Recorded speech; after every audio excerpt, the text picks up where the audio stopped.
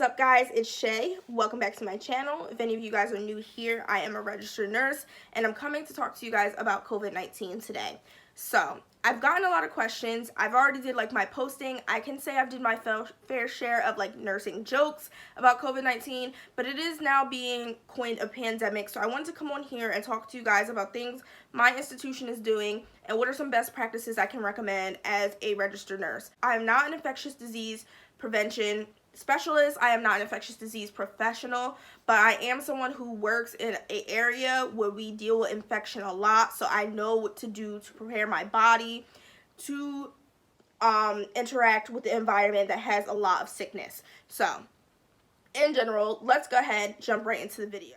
First thing I'm going to tell you guys is COVID-19. If you want a specific video on what it is, what it has to do with the human coronavirus. I know people were saying, I see human coronavirus on a bottle of my Lysol, so we already knew this was out here.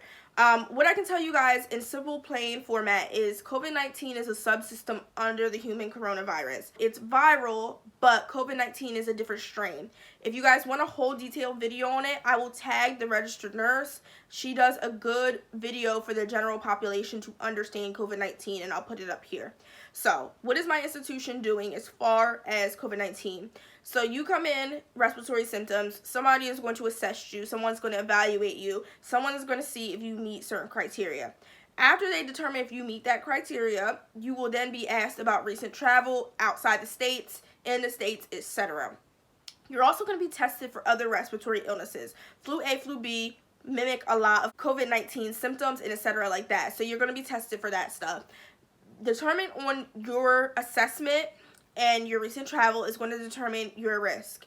And based on all this is going to determine whether you're going to be tested for COVID-19. You cannot walk through the doors of an institution and say, I need to be tested for COVID-19. That's not how it works. There's limited testing. These healthcare professionals know what symptomology to look at. They have an algorithm. They know what to do to determine if you need to be tested. They are getting their recommendations from the CDC and the World Health Organization, so they are prepared and they know what to do. That goes into my first best practice for you guys.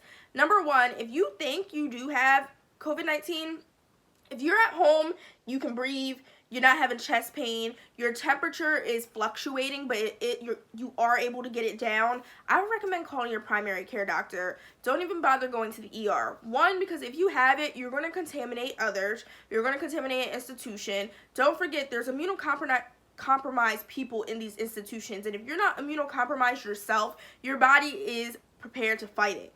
So call your PCP. They'll run through symptomology with you. They'll determine if you need to be tested. If you talk to your PCP, you still don't feel confident or you still feel a little eerie, you can then contact your local health department. They're prepared. They know what to go through with you. They even have people that might come out and assess you and also test you themselves. The testing is super limited, guys. So for you to go to the hospital to get tested, it's going to be hard. It might be easier for you to get tested in the comfort of your quarantined home when you call these local health departments. So, with me saying that, I talked about being stable. Let's talk about what's unstable, because I don't want anyone to get that confused. If you are having chest pain, if you cannot breathe, if you can't even breathe enough to talk to someone or pick up the phone, if you have a temperature above 102, that even after I took my Tylenol and my Advil, it is not going away, then I would recommend emergent care. I would recommend seeing the closest ER to get evaluated and see what we can do to treat the symptomology, along with testing you if you need to be tested. A lot of people this year have the regular flu, the flu type A, type B, and it's mimicking COVID-19, and I know it's scaring people, but there are certain symptomology that healthcare professionals are trained in to assess you for that is specific for COVID-19. So, while talking about best practices, washing your hands, guys, 20 seconds, you know the drill. Antibacterial soap, antimicrobial soap. I know people clown the Bath & Body Works soap, but if you're using hot water and you're washing your hands for 20 seconds, singing Row, Row, Row Your Boat or the chorus to your favorite song 4 times, that is enough to get them hands clean. Don't do these 5-second washes. Don't turn the water on. It's not even warm. Rinse your hands and go. It's not going to take no germs off. Point blank, period. And on the topic of supplies, guys, let me tell you about at my hospital what's going on. You cannot get a mask for anything unless you have somebody that is droplet precaution like flu. You cannot get the respirator or the N95 unless you have somebody that is airborne. In order to obtain these supplies, we used to be able to go in the supply room, grab what we need, go out. You now have to see my charge nurse, and you have to account for why you're going in that room, especially if you are not a part of the primary care team. So be mindful of this. I have caught patients taking our isolation gowns out of the room. Don't do this, guys. We need the supplies. We deal with not only immunocompromised people every day, we deal with tons of illness. We need to protect not only ourselves, but protect ourselves when we're going from patient to patient. So please don't take these items. You do not need these items in the general public. The masks are not going to help you. The gowns are not going to help you. Typical etiquette. We're having a conversation. I'm too close to you guys right now. I need to be farther away. If I'm coughing, if I'm sneezing, I need to practice cough and sneeze etiquette into the elbow. I need to be staying home when I don't need to be out. I don't need to be out at the movie theaters right now. I don't need to be going out to the club right now. Take that into consideration. Lastly, guys, I just want to tell you guys to be safe out here. I know we're hearing it's a pandemic. I'm not going to comment on it because it's neither here nor there. But if the CDC and the World Health Organization are with it, I got to be with it because I'm a healthcare professional. Washing your hands, proper, like I said, communication etiquette. I should be back here now talking to you guys. It's all that we really need.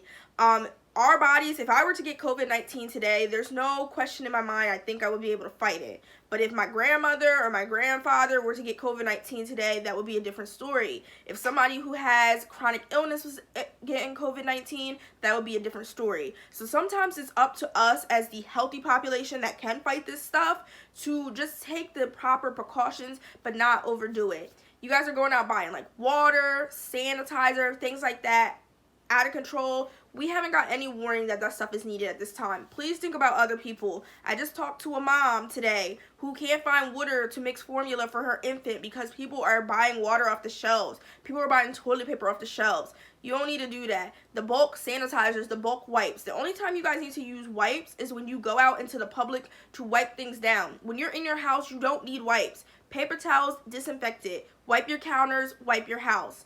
General things, guys, general stuff we've been doing. So in conclusion, thanks for tuning in today. If you're new here, don't forget to hit the subscribe button down below and the notification bell.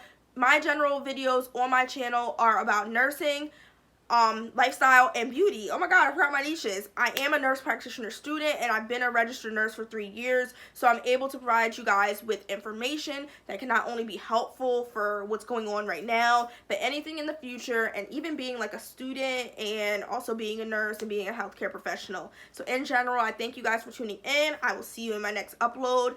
Thanks so much.